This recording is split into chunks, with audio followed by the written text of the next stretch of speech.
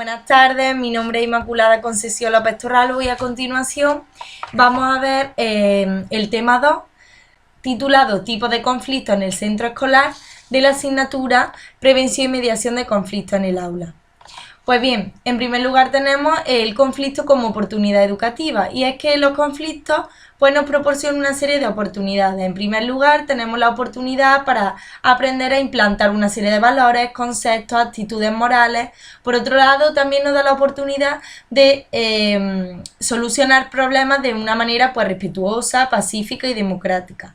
También nos ofrece la oportunidad pues para poder reflexionar tanto sobre nuestras ideas como aprender a comunicarnos y saber escuchar a los demás. Y una oportunidad pues para trabajar la tolerancia y la asertividad. ¿Qué pasa? Que los conflictos pues pueden llegar a tener unas consecuencias positivas, entre las que destacamos, pues promueve el cambio personal y social, además estimula el interés y la curiosidad, refuerza la identidad propia. Es una vía pues de desahogo donde se liberan ciertas tensiones y emociones negativas. Además hace que mejore el compromiso con ciertos objetivos pues delimitados, es decir, los académicos. Contribuye pues a un mejor conocimiento de los otros semejantes, posibilita pues unas nuevas vías de comunicación e interacción social. Hablamos de los aspectos positivos, pero es que también conlleva una serie de consecuencias negativas, como son pues que se eleva la tensión entre las partes enfrentadas, perjudican el rendimiento académico tanto a nivel individual como grupal, empeora el clima de convivencia, ya se crea cierta desconfianza en el ambiente, afecta por supuesto a la autoestima, perjudica el trabajo en equipo y la cooperación, desmotiva al alumnado y al profesorado, dificulta los canales de comunicación y además provoca un malestar tanto psicológico como social. Tenemos que el conflicto bien enfocado pues no debe aumentar las diferencias entre las personas ni afectar en su autoestima. Deben evitar conductas y comportamientos dañinos tales como insultos o generar violencia de cualquier tipo. El conflicto pues es constructivo cuando ayuda pues a visibilizar problemas, permite encontrar soluciones, involucra a ambas partes y demás observadores y además contribuye a liberar emociones y mejora la comunicación. Por otro lado, pues tenemos el indicio de los conflictos, y es que pues saber reconocer desde el principio los indicativos de un conflicto, pues esto puede ayudarnos a poner en marcha ciertos mecanismos necesarios para solucionarlo. Para evitar problemas como pues los malentendidos, situaciones tensas que causan cierto estrés, problemas en la convivencia diaria, discusiones o enfados, incomodidad, violencia, tanto verbal como física, actitudes negativas y prejuicios. Por otro lado, vamos a ver los estilos de afrontamiento. En primer lugar, tenemos la competición, que esto sería más bien algo negativo, es decir, se persiguen los objetivos propios sin detenerse a pensar en los demás, incluso desfavoreciéndolos.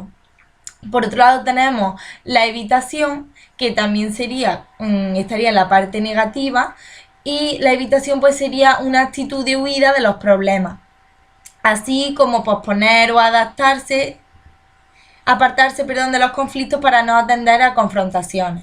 Por otro lado, tenemos el aspecto positivo, que sería pues la colaboración, es decir, una modalidad pues que implica buscar un objetivo común integrando a todos los componentes. Y por otro lado tenemos la acomodación, que también sería algo positivo, que es pues amoldarse a las distintas opciones y opiniones de los demás, renunciando a las propias. A continuación vamos a ver ciertas técnicas para la resolución de estos conflictos. Por un lado, pues tenemos el arbitraje. Pues un árbitro sería, por ejemplo, el profesor y el jefe de estudios, quien trabaja en privado con las partes del conflicto, que recurre a él o ella pues de forma voluntaria. El árbitro, su función es de escuchar a cada parte y una vez que lo escucha pues ya toma una decisión para resolver dicho conflicto. Por otro lado tenemos la mediación.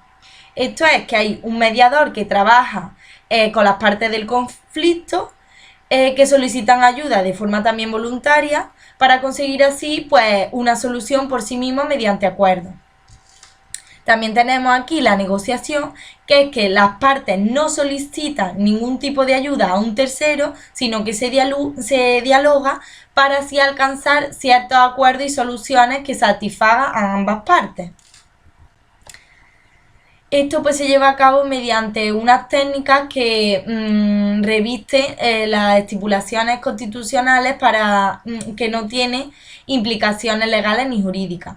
Dentro de estas pues ya tenemos la adjudicación, que sería las partes de un conflicto que no alcanzan un acuerdo y es necesario pues que ya intervenga un tribunal, ya sea un profesorado o alumnado, que analice pues los argumentos, siendo responsable de decidir una sentencia, donde habrá, pues claro, por supuesto, un ganador y un perdedor. Las consecuencias de esto es que habrá pues un aumento de tensión y además un resentimiento. Por otro lado, encontramos la conciliación, que esto ya estaría más ligado al proceso judicial, donde el juez, como hemos dicho anteriormente, un profesor o un alumno, pues ya permite la confrontación de argumentos, con el fin de que las partes pues lleguen a un acuerdo. Este pues se establece en los términos propuestos por el conciliador y es aceptado pues por las partes.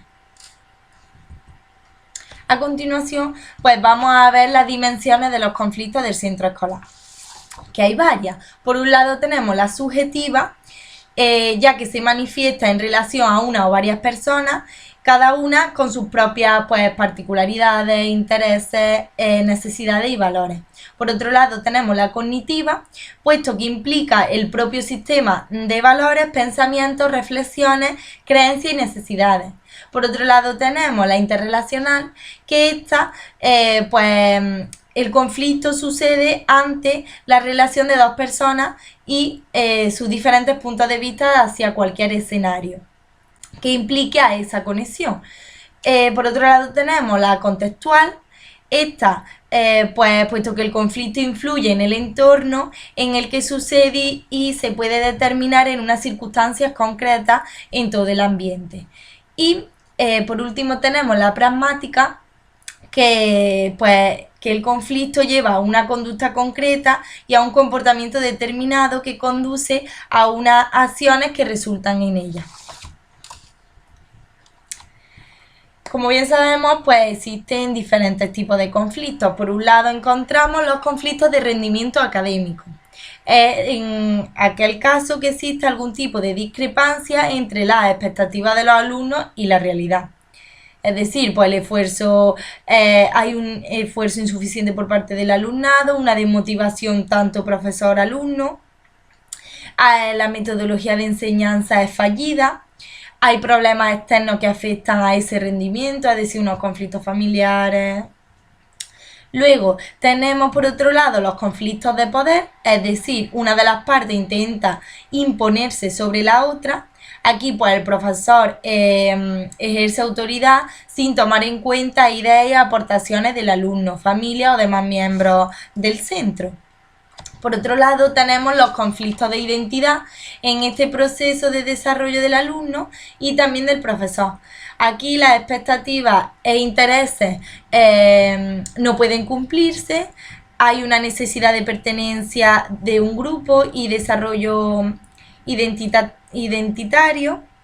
Por otro lado, existe un conflicto dentro de los grupos, es decir, las identidades están confrontadas y existen los conflictos entre grupos. Por otro lado, también encontramos ciertos conflictos derivados de un mal uso de las TIC. Y nos planteamos la siguiente cuestión: ¿qué sabes de Internet? Pues bien, Internet es una poderosa herramienta que de forma fácil, rápida y económica ha revolucionado al mundo de la información y las comunicaciones. Es una red en la que todos estamos conectados, Y bueno, pues dentro de ellas pues encontramos pues material o páginas que no son adecuadas para los niños y que ellos hacen un mal uso. Al igual que lo hacen tanto de las redes sociales como de ciertos videojuegos que generan en ellos una agresividad descontrolada. Las claves para hacer un buen uso de las TIC, pues sería, por supuesto, tener una responsabilidad, un respeto hacia este medio y ser consciente de las páginas y el mundo en el que ellos se están insertando. Por otro lado, tenemos la privacidad en Internet y nos planteamos la siguiente cuestión: ¿cómo protegernos? Pues bien, tus datos personales son tuyos y privados, por tanto, debes de pensar bien a quién le das esos datos personales. Utiliza los NIC y el alias, si no, cualquier persona pues podrá saber todo lo que has llegado a subir a internet. Lo que escribes en cualquier sitio queda escrito y es responsabilidad tuya, por tanto, asegúrate de que no escribas mensajes ofensivos y que sean perjudicial para ninguna persona, ni siquiera para ti mismo. Por otro lado, cuando mandamos una imagen o un vídeo, pues ya perdemos el control sobre ella, puesto que esto es una red que se va difundiendo mensajes y no sabemos bien a qué persona puede llegar este tipo de información. Por tanto, hay que tener muy en cuenta esto y tener cuidado con las cosas que subimos y sobre todo a quién se lo mandamos y hacer posible pues protegerte de todas estas cosas. Además debemos utilizar pues unas buenas reglas de seguridad, es decir, poner una contraseña que no sea algo muy simple, sino que utilicemos pues palabras tanto mayúsculas como minúsculas, utilizar números, símbolos, signos, para de que de esta manera pues tengamos nuestra intimidad esté más segura. Siempre cerremos la sesión, no dejemos las contraseñas guardadas, enterarnos bien de las personas que aceptamos en esas redes sociales, tener un antivirus que proteja nuestro ordenador de cualquier troyano. Y bueno, tener un comportamiento adecuado en este tipo de medios. Por otro lado, pues, como hemos dicho, este uso de las TIC conlleva unos riesgos. Es decir, puede generar una serie de virus. Por tanto, es muy importante tener esa privacidad de la que hemos hablado anteriormente. También puede generar el uso incorrecto de las TIC, pues cierto ciberacoso, es decir, acoso en las redes, un abuso o cierta adicción, se pueden cometer algunos delitos, generan también problemas de atención, puede ocurrir el grooming o el sexting, en fin, hay diversas cosas. Por tanto, es imprescindible tener unas ciertas normas de seguridad. Es decir, en internet pues es muy fácil mentir. Nunca se debe dar información personal, ni número de teléfono, ni dirección. Tampoco enviar fotos, lo que hemos comentado anteriormente. No aceptar videollamadas de extraños. Utilizar siempre un alias que no te identifiquen ni identifiquen tu correo electrónico, ya que pueden acceder a gran información. ¿Y cómo podemos parar ese ciberacoso? Pues, por supuesto, no contestar a provocaciones. Comportarnos siempre con educación en la red. Si te molesta, pues abandonar de inmediato la conexión y, por supuesto, pedir ayuda. No facilitar nunca los datos personales, de ese modo pues nos sentiremos más protegidos y protegidas. Si te acosan, guardar en todo momento las pruebas. Y además no hay que pensar que uno está solo, porque, o sea, perdón, no hay que pensar que uno está del todo seguro al otro lado de la pantalla, porque esto no es así. Siempre hay que advertir a quien abusa de que está cometiendo un delito y además si hay amenazas graves pues hay que pedir ayuda con emergencia. El clima de convivencia, pues la relación establecida en el centro educativo se manifiesta en 3 dimensiones, como es la conductual, la afectiva y la cognitiva. Relacionada con la conductual tenemos el clima de convivencia, que este influye en el funcionamiento general del centro y en el rendimiento del profesorado y el alumnado. Por otro lado, tenemos la educación en valores, que va unida al aprendizaje social y que debe ser la protagonista de la convivencia diaria. Y además, para un aprendizaje eficiente, pues se debe tener en cuenta un clima de serenidad, un clima cálido, de confianza, seguro, comprensivo, tolerante, un clima en el que exista la escucha, la empatía, la solidaridad, el cariño, el amor y el respeto, por supuesto. Por otro lado, pues existen unas reflexiones sobre los programas de resolución de conflictos. Tenemos por un lado el programa basado en actividades de resolución creativa de conflictos.